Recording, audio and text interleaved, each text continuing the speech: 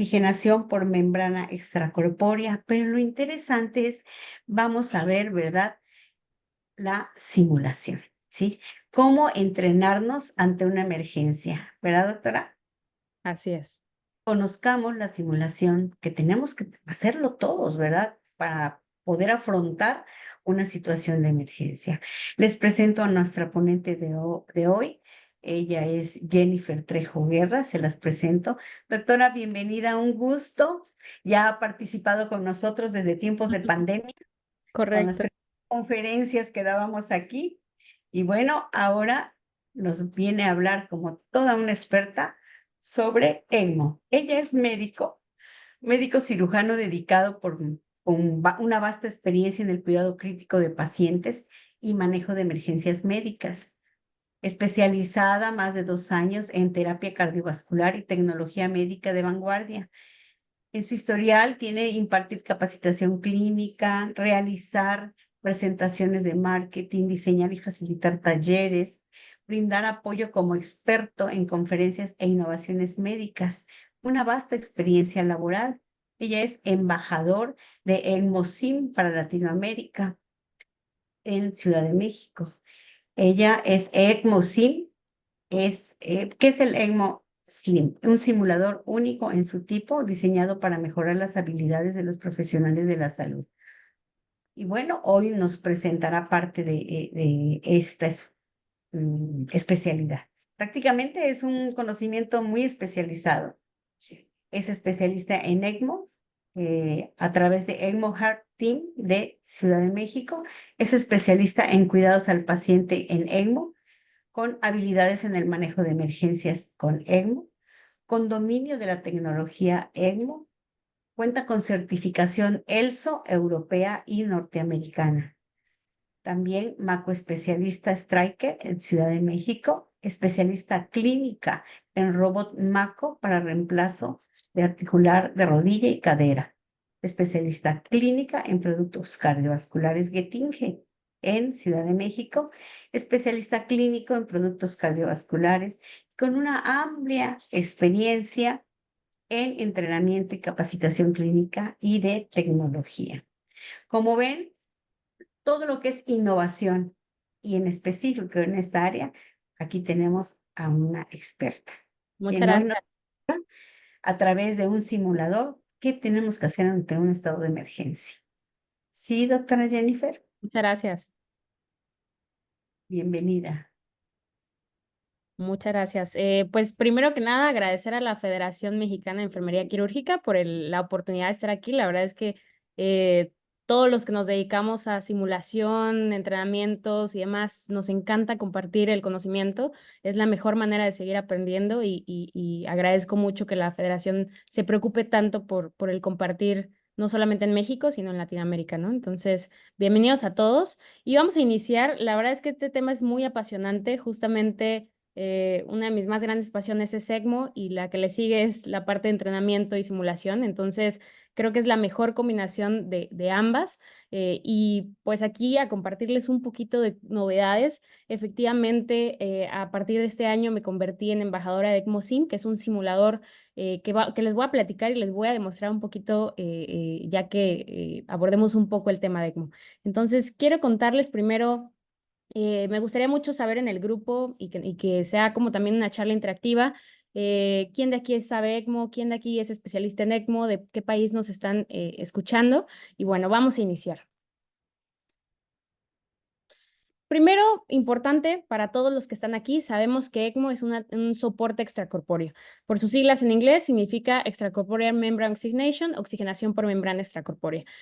Sin duda alguna, forma parte dentro de, ahora sí que las terapias o soportes extracorpóreos que existen, como SLS, y sabemos que existen dos tipos de ECMO, ¿cierto? Existe un tipo de ECMO veno-venoso y un tipo de ECMO veno-arterial. El tipo de ECMO veno-venoso sabemos que es para sustituir la función pulmonar, o sea, el intercambio gaseoso que hace el pulmón cuando el paciente tiene falla respiratoria. En cambio, un ECMO venoarterial sabemos que es para sustituir la función del corazón, en este caso la función de bomba, y es por una falla cardíaca o cardiovascular que tenga el paciente. De ahí vamos a ver que tiene muchas derivaciones ya este soporte, ha crecido tanto y cada vez evoluciona más. ECMO es algo que sigue evolucionando y sigue cambiando todos los días. Y, por ejemplo, una cosa que van a ver actualizada, de hecho, en el último Red Book de este año, es que ya tenemos algo que se llama BP ECMO. No sé si lo habían escuchado, pero se refiere a cuando damos un apoyo respiratorio, sin embargo, el paciente tiene agregado una falla ventricular derecha. Entonces, es una nueva configuración que va a requerir nuevas herramientas o recursos como unas cánulas especiales y también nuevo entrenamiento a nuestros ECMO especialistas, ¿vale? Entonces, si vemos, ECMO está en constante evolución. Ahora, muy importante esto, el objetivo de ECMO, recuerden que no es una terapia, no cura, es un soporte mecánico, ¿ok? ¿Y qué es lo que vamos a soportar? Justamente pulmón, corazón, es temporal, nadie puede irse con ECMO a su casa, es algo que está dentro del hospital, intrahospitalario, es en la terapia intensiva de hecho, y este paciente se convierte en nuestro paciente más complejo de la terapia intensiva al momento de que tengamos un paciente en ECMO. El soporte puede ser parcial o total, ¿no? Puede ser, por ejemplo, que el paciente tenga una insuficiencia respiratoria aguda y este síndrome básicamente está afectando unilateral o bilateral, ¿no? Entonces puede ser parcial o total. Lo que buscamos con ECMO es reducir daños. Acuérdense que un paciente con síndrome respiratorio agudo, previamente tenemos una terapia convencional y generalmente esta terapia convencional, que es la ventilación mecánica, puede generar daño en nuestro paciente. Entonces ECMO entra ahí porque justamente cuando un paciente ya tiene un soporte ventilatorio prolongado, pues entonces una buena opción sería migrar a ECMO para evitar esas complicaciones. Ahora, en ECMO siempre vamos a buscar ¿qué? Promover recuperación y ese sería el fin más ideal, ¿cierto? Sin embargo, no siempre es así. Recuerden que ECMO es un puente y es un puente idealmente para la recuperación, pero si no lo logramos y el paciente no se está recuperando, hay que tener siempre en vista otro plan, ¿no? Entonces puede ser también un plan un puente a cirugía, un puente a decisión, vamos a decidir qué vamos a hacer con este paciente, un puente a destino o un puente a trasplante. Actualmente, trasplante está jugando un papel muy importante, es algo que está creciendo. Latinoamérica vamos un paso atrás tal vez de países primermundistas en esto, pero es muy importante que hoy en día ECMO está jugando un rol bien importante y sobre todo en trasplante pulmonar, ¿no? Hoy grupos como Canadá lo toman como un gol estándar el que el paciente se trasplante en ECMO, ¿vale? Ahora, vamos a ver, muy importante, el circuito de ECMO. Y esto es solo como introducción a ver la parte de simulación. Entonces, como bien saben, el circuito de ECMO, para que sea ECMO, debe ser extracorpóreo y tiene que ser un soporte prolongado, un soporte largo, ¿ok? Entonces, lo que vamos a hacer en los circuitos de ECMO, o gracias al circuito de ECMO, es que vamos a extraer la sangre desoxigenada por un vaso del paciente, en este caso son una vena, por una cánula que es mejor conocida como una cánula de extracción. Van a escuchar que se llama cánula venosa, no, principalmente no por el vaso en el que está, sino porque lleva sangre desoxigenada o venosa, ¿ok? De ahí nos vamos a pasar a nuestra bomba artificial o nuestro corazón artificial del circuito, que en este caso es una bomba centrífuga. La bomba centrífuga, la función que tiene es bombear la sangre, como su nombre lo dice, y va a ser este intercambio de presiones, porque cuando yo extraigo es una presión negativa y cuando yo eyecto es una presión positiva. Una vez que la centrífuga nos genera ese movimiento centrífugo para desplazar la sangre, lo que vamos a hacer es llegar al oxigenador. Y el oxigenador se convierte en nuestro pulmón artificial del circuito. Entonces, se dan cuenta, cada pieza es fundamental para armar este circuito y poder dar ese soporte adecuado al paciente. Este oxigenador, para funcionar, tiene que estar conectado a gases, una mezcla de gases, generalmente oxígeno y gases frescos. Si no tiene esto el pulmón artificial, no va a funcionar de manera adecuada, ¿vale?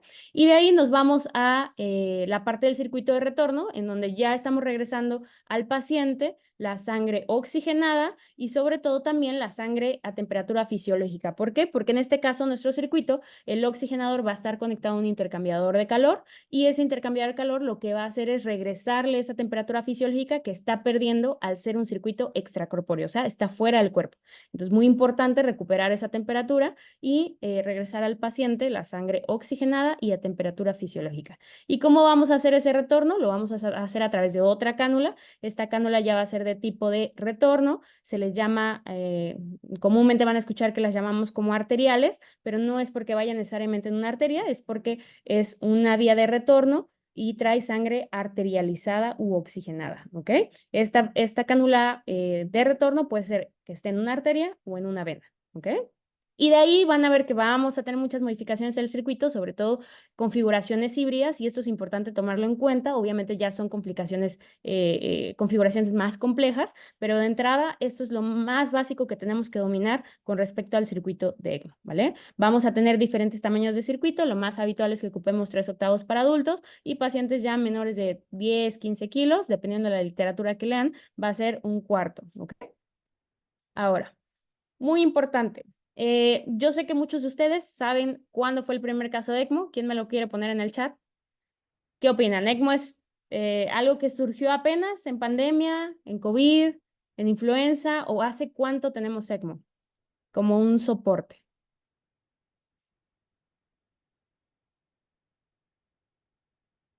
¿Qué opinan? ¿Es un soporte nuevo? ¿Surgió hace unos años o hace más o menos cuántos años tenemos ECMO?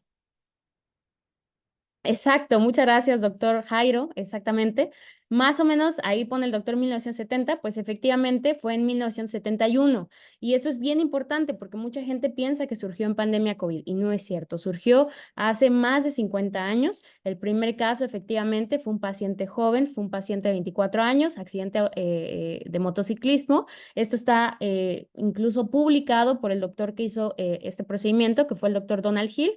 Y este procedimiento es famosísimo o conocido por todos en el mundo de ECMO porque sabemos la evolución que ha tenido ECMO y quiero que vean la pantalla y quiero que vean lo que está circulado en amarillo y justamente de ser el oxigenador antes. Hoy en día los oxigenadores son mucho más reducidos, mucho más pequeños y el soporte ECMO ha evolucionado tanto que incluso ya no ocupamos bombas de rodillo en ECMO, ocupamos bombas centrífugas, que en este caso fue el primer caso con rodillo porque las centrífugas existieron hasta el 77 y vamos a ver que también las condiciones del paciente ahora son mucho mejores, ¿no? Este fue el primer caso y fue un caso exitoso. Estuvo conectado por 75 horas. El paciente tuvo una ruptura aórtica y además tuvo un síndrome respiratorio postraumático, entonces lo conectaron a ECMO venoarterial. Está la publicación, está el artículo, se los recomiendo muchísimo y nos sirve mucho para aprender cómo fueron los primeros casos y a lo que hemos evolucionado, que es bastante, ¿ok? Ahora, el primer caso pediátrico fue el siguiente año por el famosísimo doctor Robert Bartlett y el doctor Gazzaniga. Este era un paciente que tuvieron que conectar a un ECMO cardíaco por 36 horas y era un pacientito que le hicieron un procedimiento de Muster por una corrección de transposición de vasos y básicamente el paciente fue conectado solamente por 36 horas, ¿ok? Y bueno, el famosísimo caso neonatal, seguramente ese sí todos se lo conocen y todos lo han escuchado, fue en 1975 y fue por el doctor Robert Bartlett. Esta era una paciente que tuvo una condición de aspiración de meconio. Bueno, fue el primer caso neonatal en ECMO, es sumamente publicada esta historia y actualmente, bueno, el doctor Robert Bartlett, que está ahí en las fotografías a su derecha, ha llevado Esperanza, que es el nombre que recibe esta paciente por sus enfermeras y que vive en Estados Unidos y bueno, la ha invitado a charlas, congresos y demás de ECMO. Una vez que sucede este caso, recordemos la historia, el doctor Robert Bartlett crea la organización extracorpórea de soporte, o sea, la Extracorporeal Life Support Organization, que es la ELSO, y la ELSO hoy en día funge como una base de datos gigantesca de todos los pacientes que se han conectado en ECMO en el mundo y también pues básicamente nos apoya con educación, talleres, workshops, congresos, todo con fines educativos y guías para poder conectar pacientes de manera adecuada, ¿no? Entonces, muy importante las contribuciones del padre de ECMO, que en este caso es el doctor Robert Bartlett. Y bueno, nada más para recordarles que dentro de la ELSO existen capítulos. Estos capítulos son de los continentes y en este caso nosotros tenemos nuestra organización de LATAM, nuestra ELSO LATAM, muy orgullosamente que llegamos a tener ya nuestro presidente de México, el doctor René Gómez, y hoy en día, bueno, ya hubo un cambio en donde el doctor Guillermo Moreno de Argentina, pues ahora es el presidente actual, ¿no? Entonces, muy importantes las contribuciones de todos nuestros presidentes del Solatam y pues bueno, no se pierdan la oportunidad de ir al Congreso, aquí un comercial a Argentina 2024, en noviembre, ¿vale? Ahora, como ven, si se dan cuenta, ECMO suena fácil, pero es muy complejo. El circuito es complejo, hay que saber dominar el circuito y sobre todo, ECMO no es una terapia inocua. puede hacer muchas complicaciones tanto para el paciente y viceversa. El paciente puede complicar el circuito. Entonces, vamos a empezar a ver que en ECMO siempre nos van a hablar de binomios. Vamos a tener complicaciones que afectan el circuito al paciente y viceversa. Entonces, manejamos un binomio, ¿ok? Complicaciones de ECMO. Importante que recuerden que ECMO, al sacar toda la circulación extracorpórea, son plásticos los que estamos trabajando y esos plásticos tienen que estar recubiertos. Están recubiertos generalmente de heparina, ya hay unos diferentes con fosforilcolina, pero simplemente es para tratar de evitar justamente esa acción de la sangre a reaccionar a la inflamación, a la agregación plaquetaria. Entonces, vamos a utilizar mucho la anticoagulación en estos pacientes y por eso la principal complicación que vamos a tener en estos pacientes son trombóticas o hemorrágicas, por el difícil equilibrio que tenemos que hacer para poder manejar estos pacientes. Pero también aparte de eso, son pacientes de terapia intensiva, como lo comentábamos, son los pacientes más críticos, pacientes que son inmunocomprometidos probablemente, que pueden adquirir infecciones nosocomiales. Entonces, todas las problemáticas que podríamos llegar a tener en un paciente de terapia intensiva, lo vamos a llegar a tener en este paciente. Y muy importante, el entrenamiento de ECMO, porque vamos a ver que hay complicaciones específicas dependiendo del ECMO que tengamos. Por ejemplo, en un ECMO venovenoso, una complicación específica sería la recirculación, en donde algo hace que la cánula de extracción recoja la sangre de la cánula de retorno y básicamente nuestro paciente no está recibiendo sangre oxigenada y en el circuito está toda esa sangre llena de oxígeno. Entonces las cánulas las veríamos del mismo color, que en este caso sería rojo rutilante. ¿Ok? En cambio, en ECMO venoarterial vamos a ver otro tipo de complicaciones. Aquí como vamos a estar tanto en venas como arterias, pues la recirculación no es posible porque nunca van a tener contacto las cánulas entre sí, pero aquí vamos a tener otras complicaciones como es la isquemia en una configuración femorofemoral, en donde vamos a tener una isquemia a la extremidad inferior o por ejemplo el famoso síndrome de Arlequín, en donde empieza a mejorar el corazón, pero tenemos una falla respiratoria y entonces el corazón empieza a expulsar sangre desoxigenada. Entonces, muy importante el entrenamiento, ¿por qué? Porque vamos a empezar a ver cosas específicas dependiendo del ECMO que estemos manejando y es muy importante saber manejarlo, ¿vale? Entonces, no es un soporte inocuo. Ahora, muy importante que recuerden que en un equipo ECMO siempre vamos a tener roles y justamente vamos a empezar a hablar también de un equipo. No un intensivista puede generar un programa de ECMO solo, no un cirujano, no un perfusionista. Somos un equipo multidisciplinario, se requieren muchas manos para poder manejar un programa ECMO de manera adecuada y vamos a tener roles en este equipo, ¿no? Entonces, muy importante recordar que para la instauración de un programa ECMO, vean todo lo que se requiere y eso ya está sumamente establecido, vean todo lo que se requiere para que un programa ECMO esté establecido de la manera correcta y que aparte sea sostenible en el tiempo, ¿no? Generalmente son hospitales de tercer nivel, son hospitales que cuentan con banco de sangre, con tecnología de imagen, tomógrafos, radiología. Además, los programas siempre van a tener unos champions o unos líderes que se van a hacer cargo y se van a echar ahora sí que la responsabilidad de generar todos los protocolos intrahospitalarios que se requieren hacer. Entonces, montar un programa ECMO lleva su tiempo y tiene la involucración de mucha gente, ¿ok? Entonces requerimos no solamente una disciplina, sino muchas, incluso rehabilitadores, gente de nutrición, gente de psicología, gente de psiquiatría, ¿no? Que a veces los perdemos de vista, pero son tan importantes en un programa ECMO como no tienen idea, ¿vale?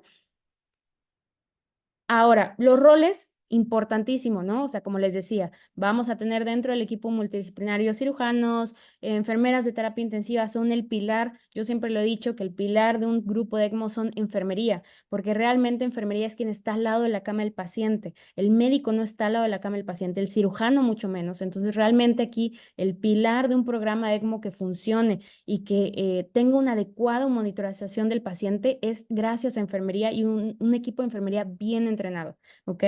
También vamos a tener perfusionistas, claro, pero insisto, en los hospitales, no sé si les pasa en sus países, pero son pocos los perfusionistas. Tenemos una desventaja que en Latinoamérica no sé por qué, pero hay muy pocos perfusionistas. Entonces, muy importante que tengamos un equipo bien completo, bien sólido, para que todos podamos hacer nuestro rol de o superficial al paciente, canular, quién elige la cánula, cómo preparamos el circuito, quién va a cebar el circuito, quién va a monitorizar la heparina, quién va a supervisar el circuito, quién va a solucionar estos problemas en el circuito, ¿no? Entonces, muy importante manejar los roles y que sean personal entrenado.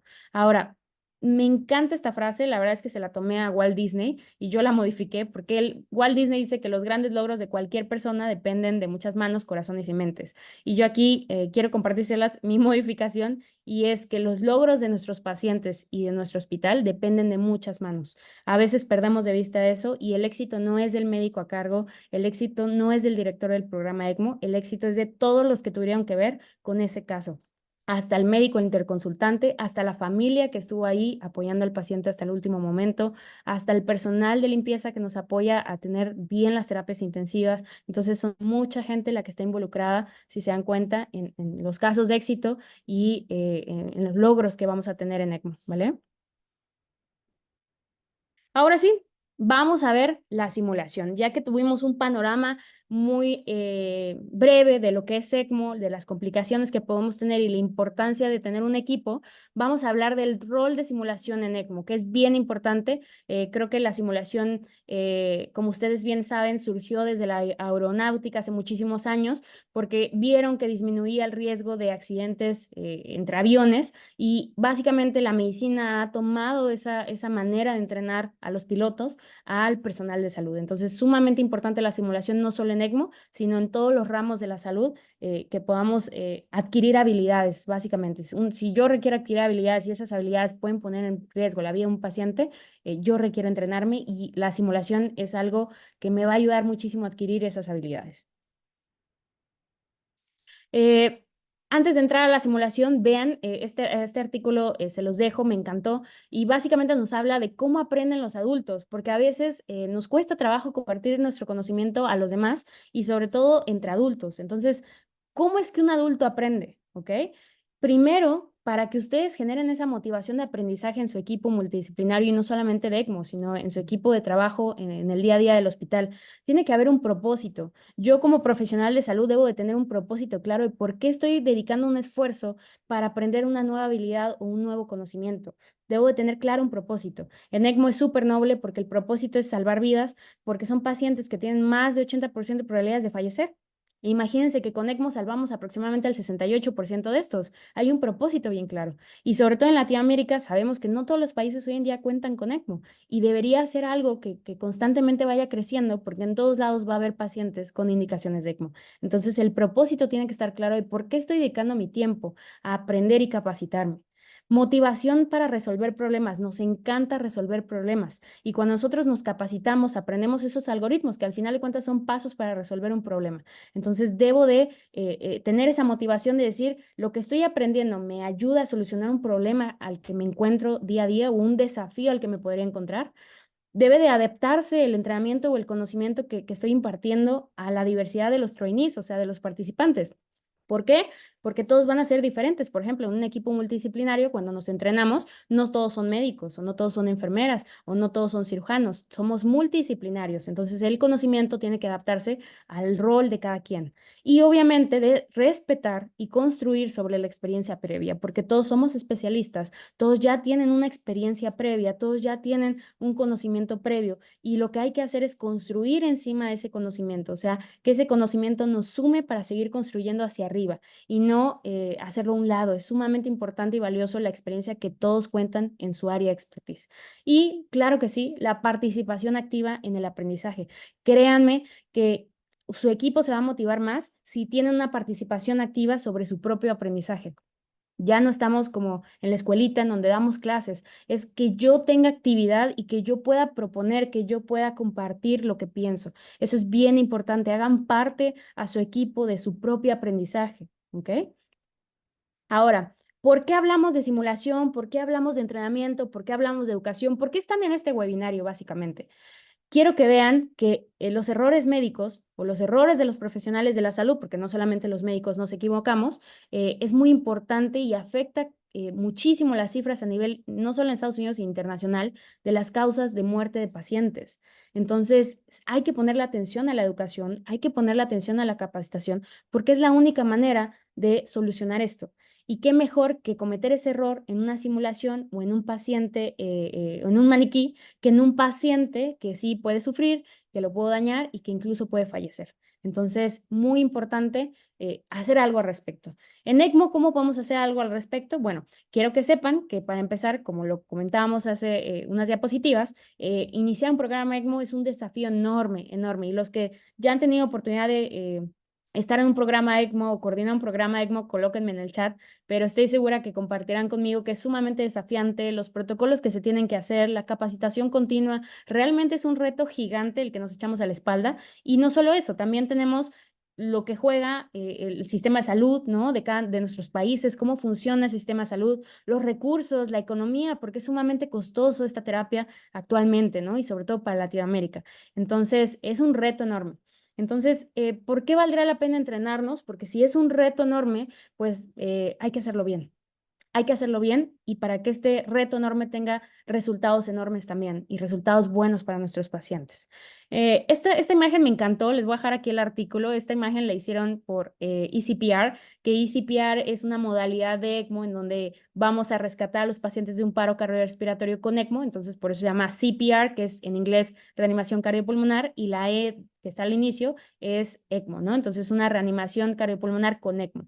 Básicamente el paciente cae en paro y yo le inicio RCP y maniobras como siempre lo hemos hecho, pero si yo tengo en ese hospital o en ese sitio cerca un equipo de ECMO y recursos con ECMO, pues básicamente rápidamente lo vamos a canular en ECMO veno arterial y pues mientras tanto resolvemos la cuestión de perfusión, porque para eso hacemos RCP, para poder pasar toda esa sangre hacia el sistema y oxigenar a todo el cuerpo, ¿no? Entonces, con ECMO, yo entrando en ECMO vena arterial, ya resolví eso y bueno, ya nada más tengo que resolver por qué el paciente cayó en paro, ¿no? Tiene sus indicaciones, no es para todos los pacientes que caen en paro, tiene sus indicaciones especiales, pero bueno, no me quiero desviar en RCP, yo les puse esta imagen porque me parece una ejemplificación perfecta de lo que significa hacer un grupo de ECMO o formar un programa de ECMO en un hospital.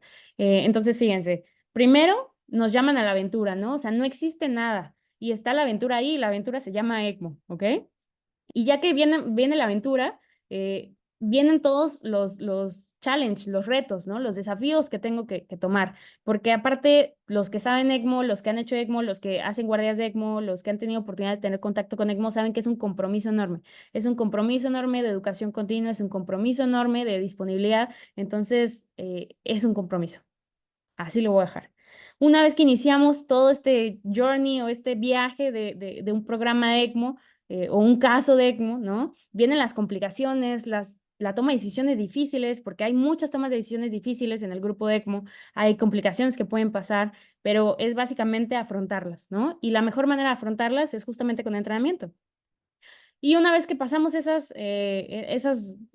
retos, esos desafíos, vean cómo todo vuelve o hay un camino ya establecido, ¿no? Para llegar, porque ya lo estamos creando. Es un camino ya establecido donde mi paciente, por mi gran entrenamiento que he estado teniendo y por los resultados que estoy logrando, mi paciente está teniendo un mejor resultado en su pronóstico, en su calidad de vida, etcétera, ¿no? Entonces, lo importante es que si no existe ese camino, pues lo creemos, pero la manera correcta de crearlos es a través de un compromiso y siempre estando dispuesto a afrontar cualquier desafío que se nos presente, pero para esos desafíos hay que estar de la manera mejor preparada posible, ¿vale?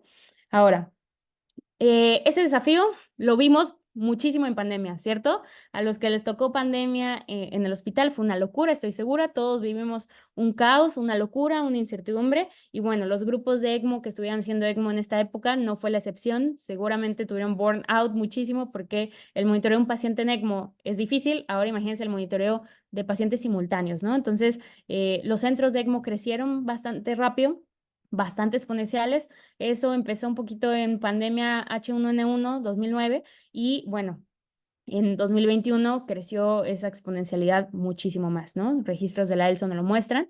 Pero fíjense, algo que pasó muy curioso en pandemia y que nos lo evidenció mucho, que esto ya se había estudiado desde mucho antes, vean este artículo es desde 2015, pero que se evidenció demasiado en pandemia fue que a veces esa creación de nuevos centros tan rápido esa creación de centros tan rápido no nos benefician los resultados a los pacientes. ¿Por qué? Porque empezamos a notar que entre mayores centros hay en un sitio tal vez pequeño o muy cercanos, empieza a desviarse la curva de aprendizaje, porque entonces los centros empiezan a recibir menos volumen. Y en ECMO es súper importante un alto volumen para tener mejores resultados en el soporte. Y eso se traduce en menor mortalidad. De hecho, uno de los estudios más famosos que se hizo fue en Alemania, donde todos nos sorprendimos muchísimo, porque en Alemania es donde la mayoría de las casas comerciales de ECMO están, donde mayor recursos tienen.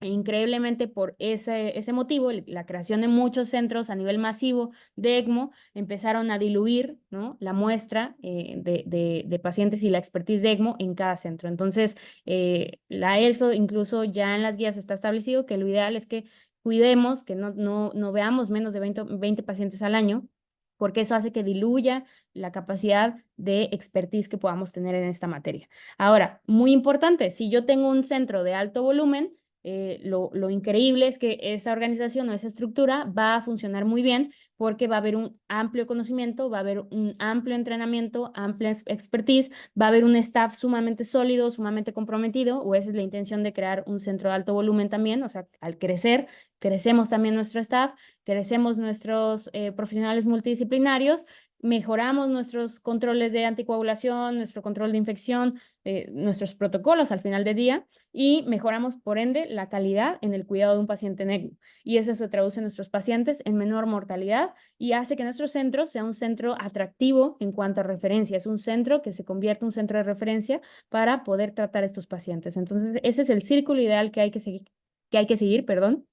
Y pues muchas veces no se cumple. Entonces, o muchas veces por los recursos, ¿no? Un caso es México, en donde la terapia es sumamente costosa, en donde es más medio privado y no tanto público, ¿no? Eso hace que haya una dilución de muestras o de pacientes. Entonces, eso cuesta trabajo en países como México, a excepción, por ejemplo, países como Costa Rica, que en Costa Rica el sistema de salud es increíble y ahí está mucho más sólido un centro, y este centro es único para todos los pacientes de Costa Rica. Entonces está padrísimo. Digo, no podemos comparar Costa Rica, la cantidad de habitantes que tiene con México. México es gigante, pero lo han hecho muy bien, ¿no? El Hospital Calderón Guardia, liderado por el doctor Ramírez, está haciendo un gran trabajo en que todos los pacientes están referidos a ese hospital. Y además tienen la bondad de que su sistema de salud cubre absolutamente todo, ¿no? Entonces vemos que hay obstáculos en ECMO dependiendo del país, dependiendo del sistema de salud, dependiendo del hospital en el que estemos, pero bueno, ¿cómo podemos subsanar de alguna manera esto que tal vez a veces no lo vamos a controlar? Yo no puedo controlar el sistema de salud de mi país. ¿Cómo puedo subsanar eso? Entonces, se ha visto que la simulación y los protocolos de simulación y de seguridad del paciente nos ayudan mucho para poder fortalecer esas habilidades o ese manejo de esos pacientes y obviamente cometer menos errores. Entonces es algo que debería ser todavía más fortalecido en equipos donde no es tan frecuente tener casos de ECMO y queremos seguir teniendo frescas nuestras habilidades, nuestros conocimientos y sobre todo nuestra confianza para manejar un paciente ECMO, que eso es bien importante. La confianza se puede diluir si yo no veo casos de ECMO. Entonces, si yo veo casos de ECMO, mi confianza crece, mi experiencia crece y entonces evito eventos catastróficos, porque en ECMO las complicaciones son catastróficas, ¿ok?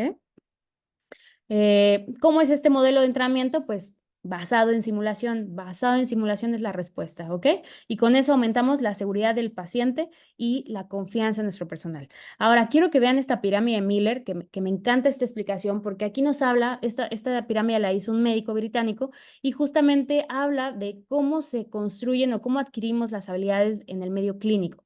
Entonces, y bueno, yo creo que en la vida. Lo primero siempre es el conocimiento y este es conocimiento teórico. Lo primero es saber. Acuérdense que los ojos no ven lo que la mente no conoce. Entonces hay que primero saber. Una vez que yo adquiero ese conocimiento, nos vamos a saber cómo hacerlo y ya es la competencia, ya es yo a ver cómo se hace, ¿ok? Ya es la competencia o la teoría aplicada en práctica, ¿ok? Después viene la demostración y esta demostración tiene que ver con el performance o cómo yo lo hago y esto generalmente puede ser en medios controlados o en medios clínicos supervisados en donde yo me pongo ya a prueba y yo lo hago, pero siempre cuidado por alguien que ya tiene esa expertise. Y por último viene el hacer, en donde ahí sí yo ya adquirí esta habilidad nueva, ya la incorporé en mi ADN clínico y básicamente la voy a llevar a cabo cuando se me presente un caso que amerite esta acción. Entonces ya es la acción. Quiero que noten esta pirámide y quiero que vean la similitud con esto. Ah, bueno, aquí nada más les puse una frase de Confucio que me encanta porque justamente es el resumen de esto. Me lo contaron y lo olvidé. Eso pasa todo el tiempo. Lo vi y lo entendí, pero hasta ahí se quedó. Lo entendí nada más. Pero cuando yo lo hice es cuando realmente aprendí. Entonces, para poder adquirir esa nueva herramienta hay que hacer, ¿ok? No podemos adquirir una nueva habilidad o un nuevo conocimiento y aplicarlo a la práctica si no terminamos la pirámide en hacer, ¿ok? Entonces, quiero que vean la similitud de esa pirámide con esto. Esto lo saqué de la página de la ELSO y me encanta que sea un iceberg porque justamente hace una similitud con esta pirámide de Miller. Y quiero que vean que los pasos para justamente ser un ECMO especialista certificado por la ELSO son pasos que tienen que ver con la pirámide de Miller, que justamente es primero el conocimiento teórico, luego el conocimiento práctico y en medios de simulación, en medios controlados, me pongo a prueba, me hago desafíos y una vez que ya adquiero ese conocimiento, ahora hago ese conocimiento, lo pongo en acción. Y eso es nada más ni nada menos que al lado de la cama del paciente, ¿no? O sea, con casos de ECMO. Entonces, vean que todo tiene un fundamento y todo tiene una razón de ser, ¿vale? Y bueno, nada más aquí para recordarles que las principales complicaciones de ECMO y que de hecho están estandarizadas en las simulaciones de ELSO son embolismo aéreo, falla de bomba, falla de gas, falla de membrana e insuficiencia de drenaje. Aquí se resumen las principales complicaciones que tienen que ver con el circuito de ECMO, ¿no? Y en todos los cursos que ustedes asistan, que tengan una certificación por ELSO, deben de manejar estos escenarios clínicos de simulación porque son complicaciones que pueden ser catastróficas en nuestro paciente ECMO y que debemos aprender a manejarlas, ¿vale? Ahora, barreras comunes de la simulación en ECMO, y yo creo que en cualquier simulación, pero sobre todo en ECMO, el espacio puede ser una complicación. A veces en los hospitales no tenemos estos espacios de simulación que deberían ya de existir en todos los hospitales, tener un centro de simulación en nuestros hospitales. El dinero, porque a veces para hacer simulación requerimos oxigenadores de prueba, cánulas pues ya usadas, ¿no? Entonces, o cánulas de prueba, ¿no? Que nos obsequian o nos prestan. Entonces, es muy importante contar con estos insumos, con nuestros recursos de simulación y sobre todo entrenadores capacitados. Aquí viene la parte de train the trainer, o sea, entrenar al entrenador. Y bueno, a veces hasta el miedo, ¿no? Nos da miedo exponernos, nos da miedo el desafío, nos da miedo retarnos entre nosotros y eso es algo que tenemos que romper, ¿ok? Ahora, me encantaría justamente abordando esta barrera que muchas veces tenemos para hacer simulación o que depende de que alguien la organice en mi equipo, pues bueno, les tengo una solución perfecta para eso y eso es ECMOSIM. Ahora sí vamos a hablar de ECMOSIM, se los voy a presentar. Yo sé que ha sido el momento que han esperado toda la noche. Entonces, ECMOSIM es un simulador creado por expertos de ECMO de París, básicamente expertos de la PTS Salpêtrière que han trabajado muchos años con el doctor Alain Combs. Se les ocurrió esta maravillosa idea de crear un simulador que fuera un simulador accesible para todos ustedes en cualquier momento y en cualquier lugar. Entonces, yo puedo practicar simulación, yo puedo trabajar este conocimiento desde mi casa, desde el hospital, desde la guardia en la noche, desde donde yo quiera, pero para fortalecer las principales complicaciones que vamos a ver en ECMO. Entonces, este simulador lo creó Prácticos Ante. Prácticos Ante es básicamente esta empresa que generaron o esta academia que generaron de entrenamiento profesionales de la salud de la PTS Salpêtrière y está muy padre porque el simulador está en respuesta a todo lo fisiológico que puede pasar y sobre todo basearon ahí su experiencia y hay una retroalimentación de expertos como ellos, ¿no? Entonces, ¿a alguien le gustaría ver el simulador? ¿Les gustaría que se lo comparta el simulador? ¿Les gustaría tener una probadita aquí del simulador? ¿Qué les parece?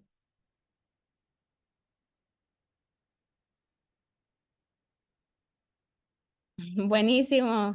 Ya me había preocupado porque no respondían, ¿eh?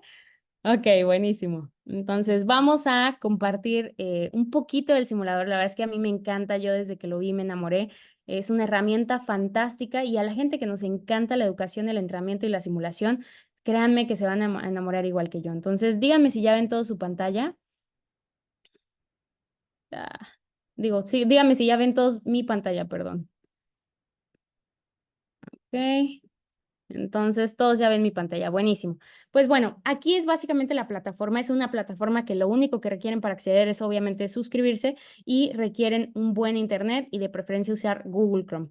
En la plataforma vamos a tener escenarios tanto de ECMO veno-venoso como veno-arterial y vean que los escenarios son sumamente realísticos. Entonces, vamos a ver un escenario muy, muy padre que quiero que resolvamos juntos. ¿Les parece? Entonces... Vamos a ver este, ¿ok? Eh, es una plataforma virtual, accesible en todo momento. Díganme si escuchan los ruidos de la terapia, porque igual y no lo compartí con sonido. ¿Escuchan los ruidos de la terapia o no? ¿Sí? ¿Sí se escucha? ¿No? Ok. A ver, vuelvo a compartir para que escuchen el ruido. A mí me encanta porque eso también hace que sea más real.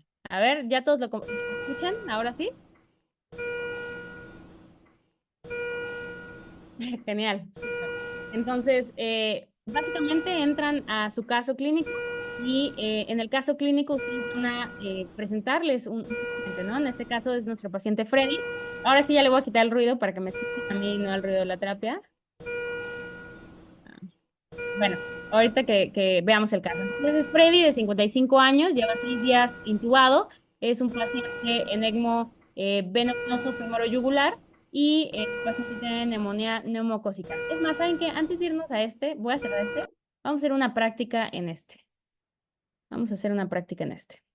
Ya le voy a quitar el sonido para que me escuchen a mí y no al simulador, ¿va?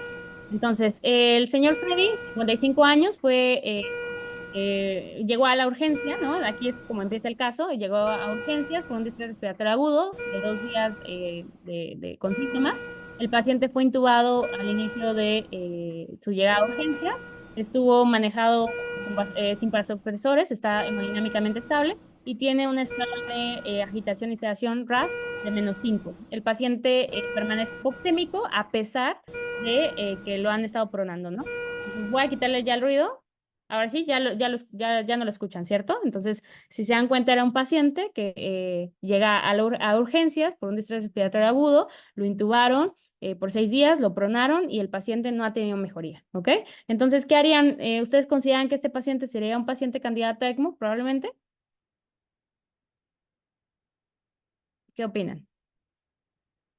Sí, aparte podemos ver sus paneles, ¿no? Sus gasometrías y vamos a ver que justamente tiene una oxigenación de PaO2 de 52, ¿no?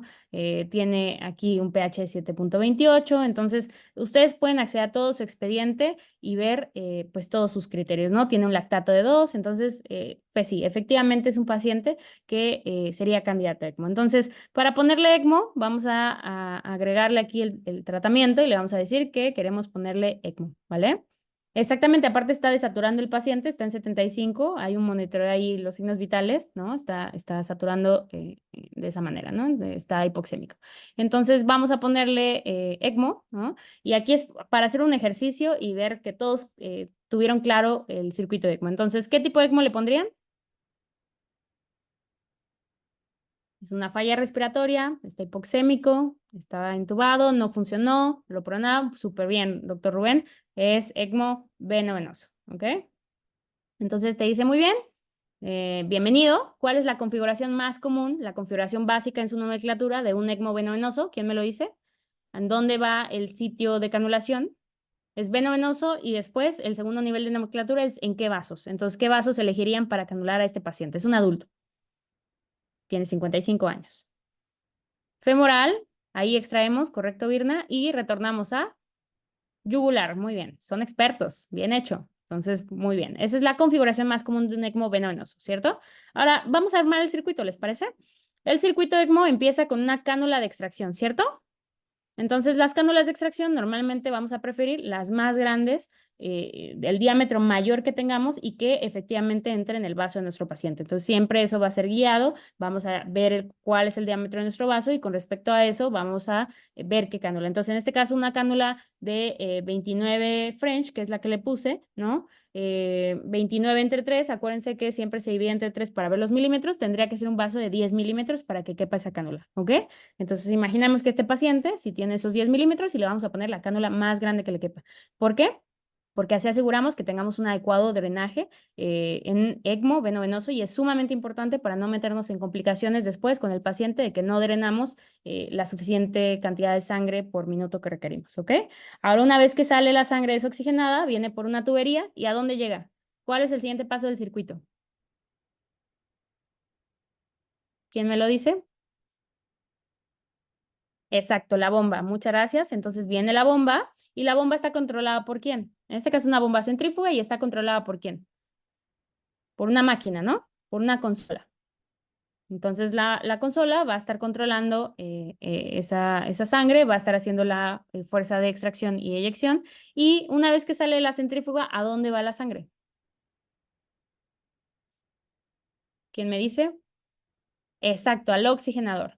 Entonces, el oxigenador, aquí lo vamos a tomar, y el oxigenador para funcionar, nuestro pulmón artificial para funcionar, ¿a qué tiene que estar conectado? Esto no se les puede olvidar. Es un detalle que cuidamos mucho en el circuito y que estamos monitorizando constantemente. A los gases. Entonces, esa tubería a nivel internacional es color verde, ¿ok? Exacto, a los gases, no solamente oxígeno, al aire fresco también, y hacemos una mezcla gracias a un mezclador de gases, ¿correcto? Entonces tenemos nuestro mezclador de gases y aquí nos falta en este esquema, pero aquí el oxigenador estaría conectado a nuestro intercambiador de calor, que es el que va a hacer esa función de calentar o regresar la temperatura fisiológica a la sangre que va pasando por ahí. Y una vez que terminamos el circuito en el oxigenador, vamos a llevar la sangre ya oxigenada y a temperatura fisiológica, ¿a quién? A nuestro paciente, ¿cierto? Y lo hacemos a través de una cánula, ¿de qué tipo? Ya no se llama de extracción, se llama una cánula de retorno, efectivamente. Entonces, supongamos que a este paciente le vamos a poner una 19, ¿vale? Igual, vamos a medir el vaso y vamos a colocarle, en este caso, la cánula ya es por decisión, ya no tiene que ser la más grande que le quepa porque ya es la de retorno, ¿no? Pero muy importante cuidar que respetemos los límites de los vasos, ¿no? Y no forcemos una cánula muy grande o no dejemos una cánula muy pequeña para ese vaso. Y muy importante, debemos de saber cuánto flujo estamos destinando a nuestro paciente, ¿cierto? Hay que poner un flujómetro siempre en la línea de retorno para poder saber cuánto flujo está recibiendo mi paciente, porque al final cuentas ese flujo se convierte en su gasto cardíaco, se podría decir, ¿ok? Es lo que estamos retornando al paciente. Entonces, generalmente en paciente veno-venoso vamos a tener 4 litros, 5 litros por minuto, etcétera. Entonces, ese sensor nos va a decir el flujo. ¿Dudas del circuito? Vamos a ver si lo hicimos correctamente. Y efectivamente tenemos un ECMO veno-venoso. ¡Tarán! Entonces aquí quiero aprovechar que ya le pusimos este pacientito ECMO para que vean qué son las cosas que nosotros podemos picar en el simulador y que está padrísimo porque son cosas que probablemente en la simulación no lo vamos a poder crear y tampoco en la vida real lo vamos a hacer con nuestro paciente porque lo pondría en riesgo. Entonces, díganme quién es el mayor determinante del barrido del CO2 en un paciente en ECMO. ¿Quién es el principal determinante o cuál es la modificación que yo hago para poder barrer CO2? ¿Quién me dice? Hay varios factores que intervienen, pero el principal que yo muevo, ¿cómo se llama? El flujo de aire, bueno, realmente le llamamos más como en inglés, sweep gas, pero sí, efectivamente es como el flujo de barrido o el flujo del sweep gas. Entonces, vean, aquí está el sweep gas, ¿cierto?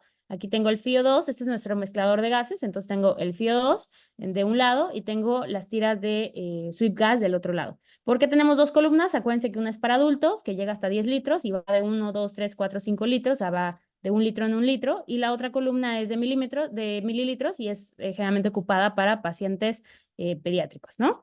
Ahora, ¿quién me dice el principal determinante de la oxigenación en un paciente ECMO?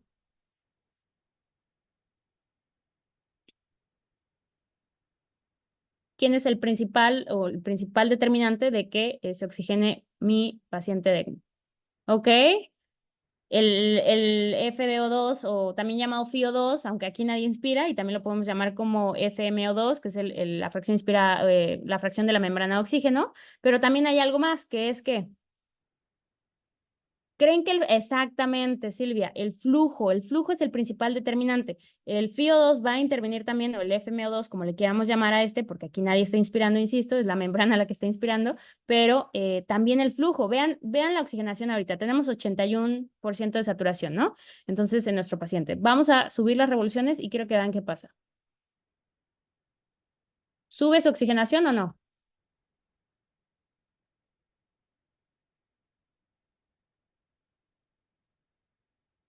¿Sí sube la oxigenación si yo aumento el flujo de nuestro ECMO?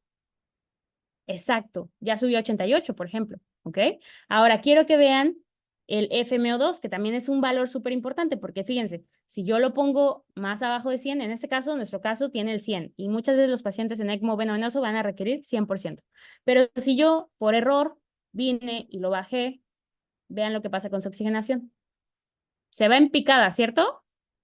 Así de importantes son estos dos valores. Lo mismo va a pasar si yo modifico el flujo hacia abajo. El flujo, si yo lo bajo, va a bajar esa oxigenación, porque no estoy dando el DO2 que mi paciente requiere para su VO2. Recordamos esos términos, ¿no? No le estoy entregando lo que requiere nuestro paciente, ¿ok? Ahora, muy importante que sepan que el sweep gas no tiene nada que ver con la oxigenación. Esto es un error bien constante en los ejercicios de simulación que hacemos, porque la gente piensa que hay que modificar el sweep gas para mejorar la oxigenación. Y quiero que vean qué pasa. Esto no lo haríamos en un paciente y a veces es difícil simular en un escenario de simulación, ¿no? Si no tenemos una aplicación del gas blender, el gas blender, si no está conectado a los gases, va a ser algo difícil de simular. Pero quiero que vean lo que va a pasar si yo modifico el sweep gas. Díganme si la oxigenación mejora en mi paciente si yo aumento el sweep gas. En este caso, lo voy a aumentar de 2 a 6. ¿Mejora en algo?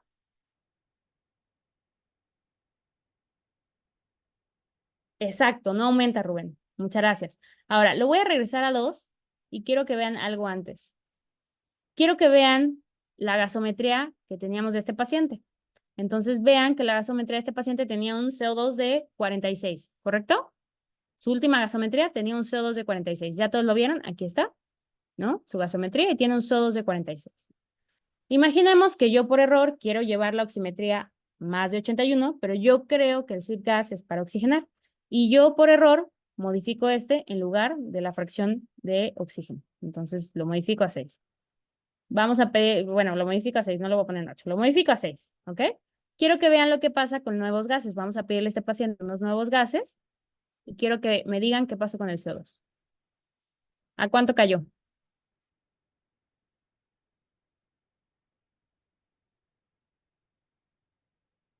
Exacto, a 27.3. ¿Eso les preocuparía? Lo redujimos de 46 a 27 en cuestión de 2 minutos. Y la saturación, efectivamente, Gladys, sigue en 81. Me preocupa, ¿no? ¿Deberíamos de bajar el CO2 así de rápido?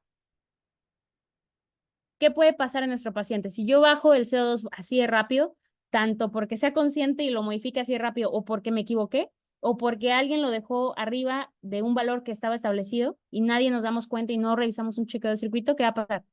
Exacto, lesión neurológica. Es muy preocupante eso.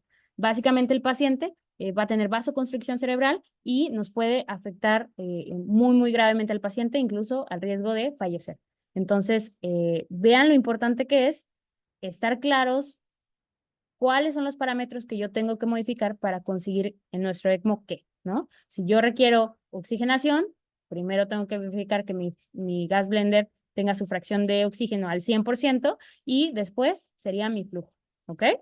Entonces vean lo importante. A este paciente yo también le puedo tomar una radiografía, por ejemplo, le puedo tomar una gasometría posmembrana. Acuérdense que la gasometría posmembrana es bien importante para valorar si mi oxigenador está bien, ¿no? Entonces puedo tomar una gasometría posmembrana, etcétera, ¿no? Vamos a ver otro caso que me encanta porque es súper evidente y quiero ver si lo resuelven, ¿vale? Entonces vamos a poner este escenario. Y quiero que me digan qué es lo que tiene mi paciente, ¿ok? Los que ya saben ECMO seguramente van a ser súper rápidos, los que no, les va a costar trabajo. Entonces, ¿es igual Freddy? ¿6 días? ¿Ya han pasado 6 días? Me quito esto. Ok. Este ruido para que me escuchen. Ah, bueno, no se va a callar porque es una emergencia, pero vean qué está pasando. ¿Qué está pasando en las cánulas? ¿Cómo se ven esas cánulas? ¿Qué están haciendo?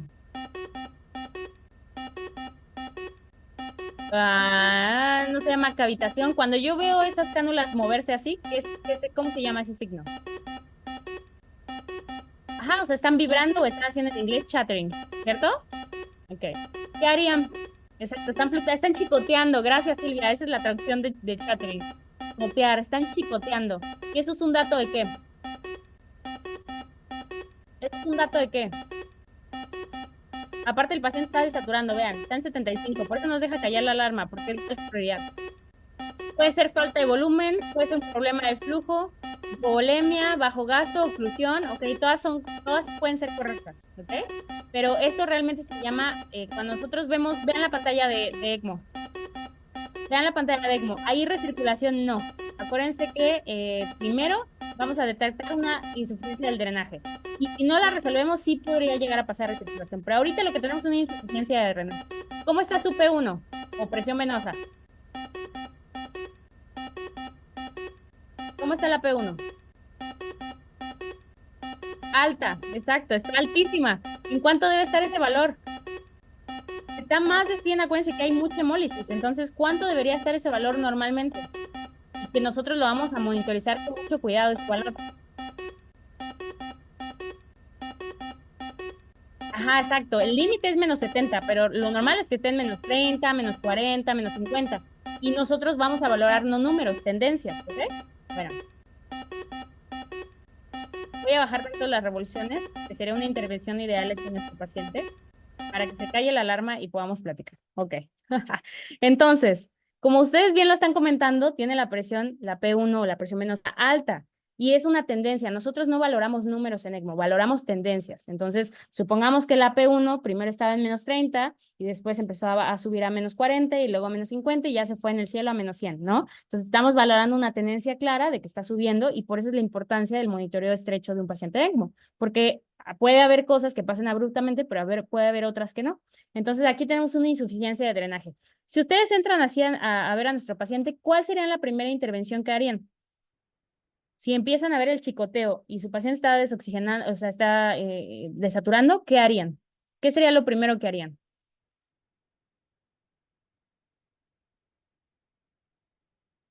¿Qué sería lo primero que harían, chicos? Ok, bajar el flujo puede ser una buena idea. Dar soporte con el ventilador es excelente. Entonces, por ejemplo, aquí me puedo venir al ventilador. Acuérdense que en ECMO la ventilación es limitada porque aparte ese paciente probablemente ya fracasó a ventilación, pero al menos miren, el FIO2 aquí está en 50. Entonces se lo podemos subir, ¿verdad, Angélica? Entonces lo puedo subir a 100 y vean cuánto sube mi saturación. De 75 me subió a 82. O sea, me da tiempo, ¿no? Mejora un poquito la condición de mi paciente. Entonces, algo muy bueno, ¿ok?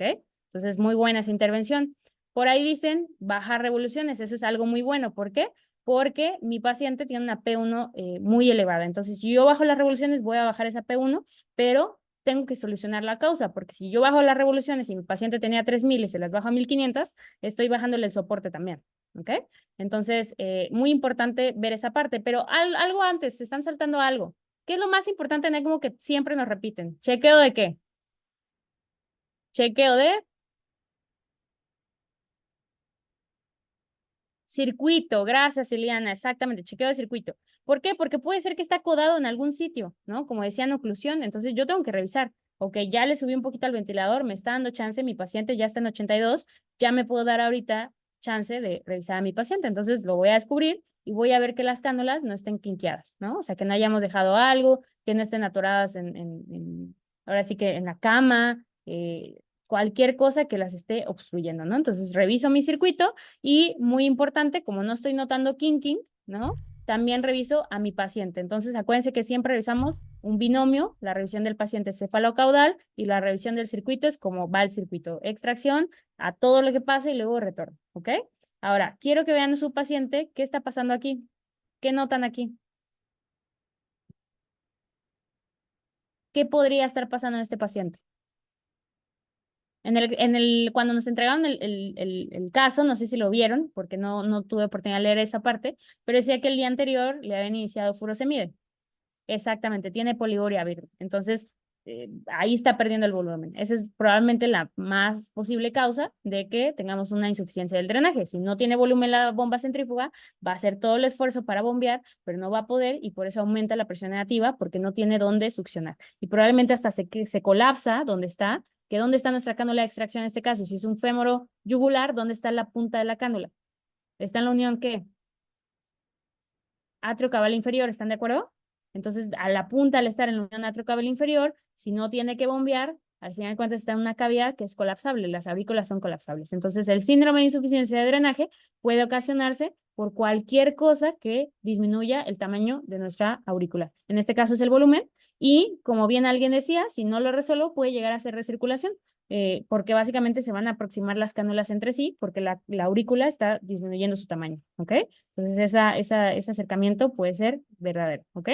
Entonces, lo que yo tengo que hacer, como ustedes bien decían, por ahí arriba decían, pues pasarle volumen, ¿no? En este caso ya comprobamos que la causa es el volumen, la causa es una hipovolemia, aparte la TA está ligeramente disminuida, está en 62, entonces vamos a ver los medicamentos y ¿les parece si le quitamos la furo que le pusieron? Vamos a quitársela, ¿no? ¿Y cuánto le quieren pasar de volumen? Se lo podemos pasar al paciente. ¿Cuánto le quieren pasar? 300, dice Angie. Ok. ¿Alguien dice otra cosa?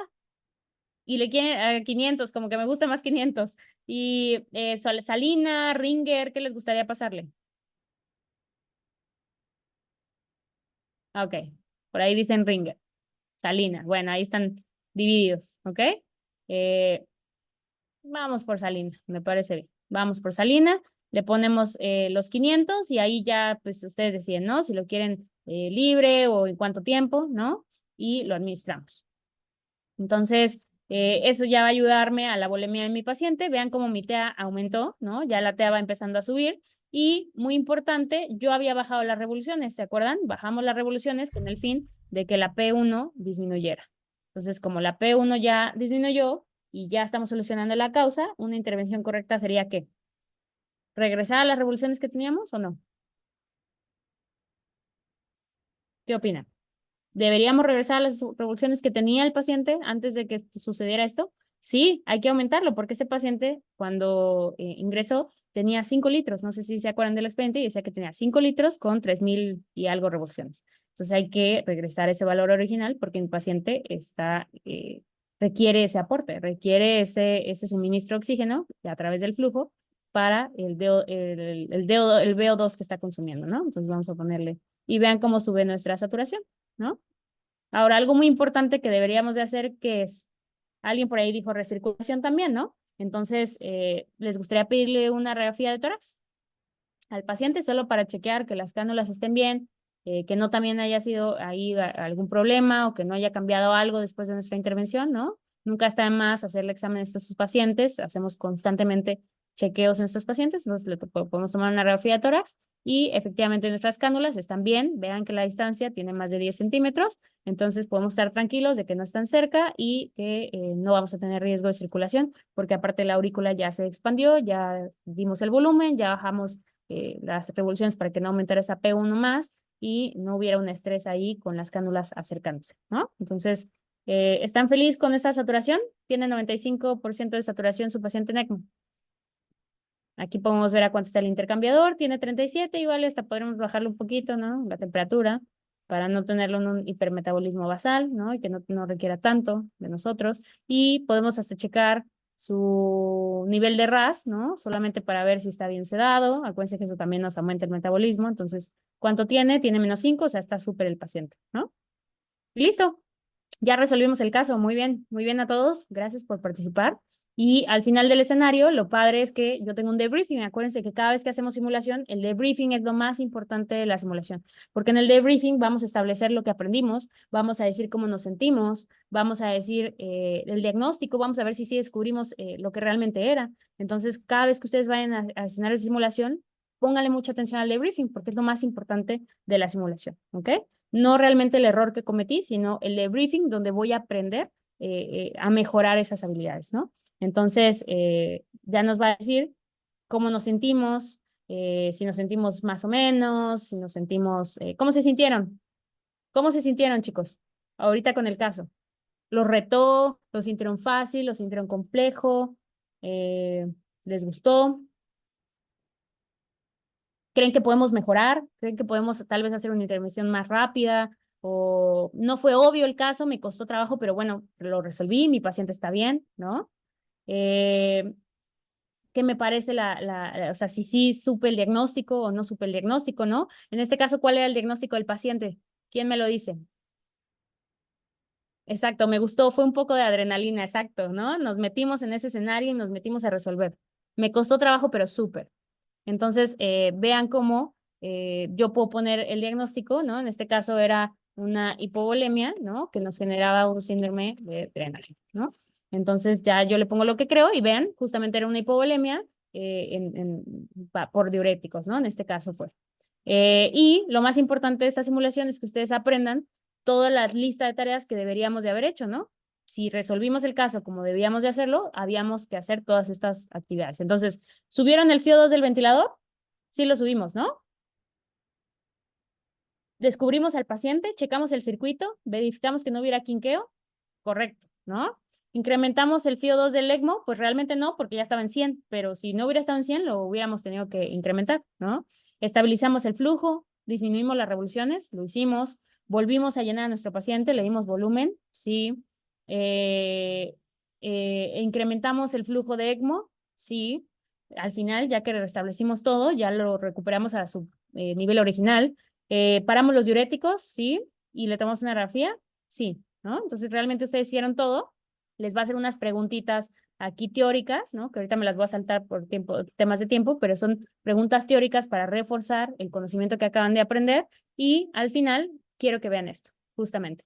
Son como unas curvas en donde nosotros vamos a comparar con el experto cómo nos fue. Y entonces cada vez que yo vuelvo a entrar a este escenario, porque el escenario no te dice su nombre, entonces cada vez que ustedes entren es como una experiencia nueva. Van a volver a ver qué es lo que les va a presentar. Entonces, ustedes van a ver cómo el experto son las líneas rojas, en donde vean cómo el experto resuelve el caso súper rápido. Y bueno, nosotros como fuimos preguntando y demás, vean cómo lo hicimos tal vez un poquito más lento, pero llegamos al mismo resultado al final de cuentas, ¿no? O sea, elevamos la saturación de nuestro paciente y estabilizamos y descubrimos la causa.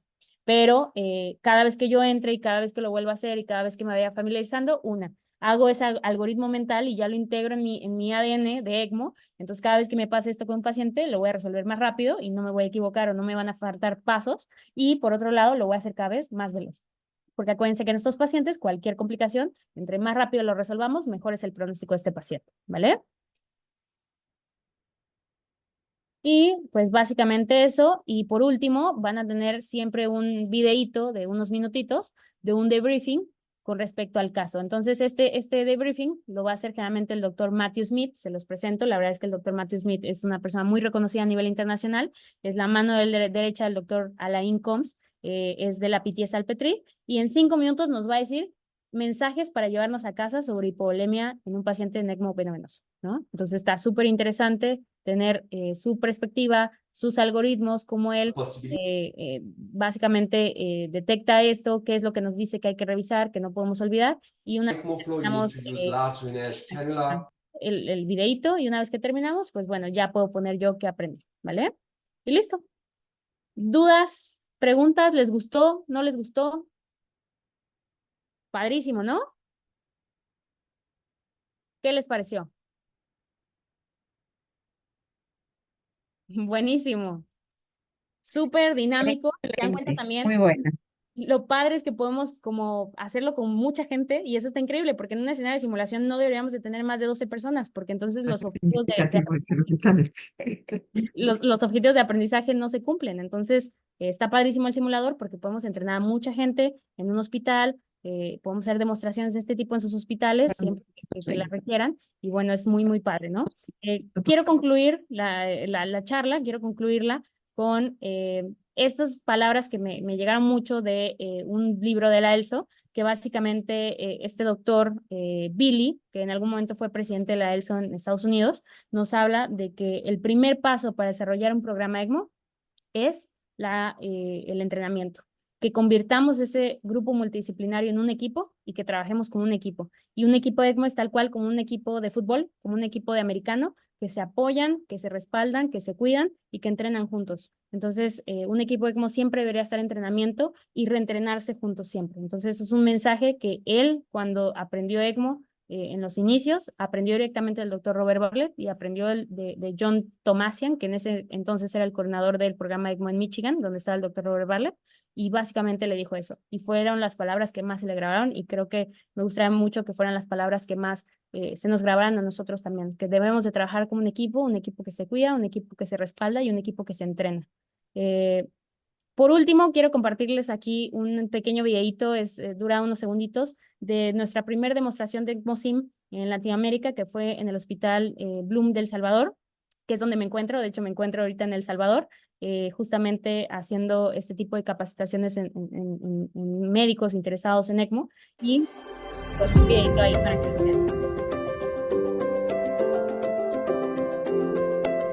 En algún momento requirieran un taller en su hospital, estoy pues a sus órdenes. La verdad es que a mí me encanta la simulación, me encanta el entrenamiento. Creo que el resultado es sumamente positivo.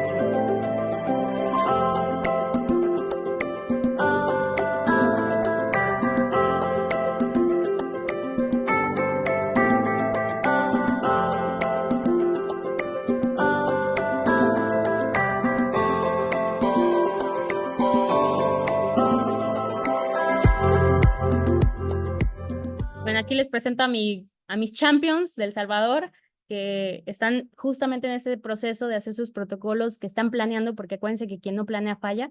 Entonces ellos están planeando y están preparándose antes de conectar a su primer paciente, y eso es lo que todos debemos hacer, ¿vale?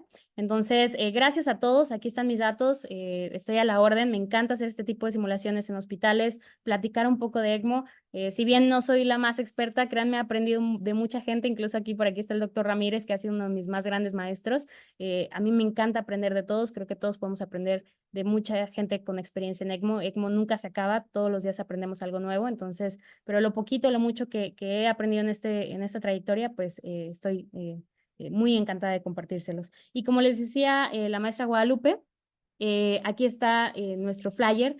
Es básicamente un logro el que estamos teniendo, el traer a estos profesionales a Latinoamérica y a dar la experiencia completa como lo dan en París. Entonces viene el doctor Alain Combs a México, es el doctor, yo creo, de los más reconocidos a nivel internacional. Fue el que hizo el estudio EOLIA, por el cual nos regimos mucho en los criterios de indicación de ECMO en veno venoso.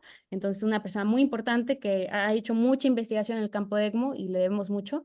Y el doctor Matthew Smith, que ya se los presenté, que es el que hace los videitos y es mano derecha del doctor. Los dos trabajan en la Pitié Salpêtrière, los dos son médicos pues de la terapia intensiva, y ellos han desarrollado este curso en París desde hace más de 10 años, han entrenado más de 2000 profesionales en ECMO a nivel internacional de todos lados. Y bueno, para evitar los gastos de que tengan que ir a París, pues bueno, los vamos a traer al Instituto Nacional de Cardiología. Es una colaboración con el Instituto Nacional de Cardiología.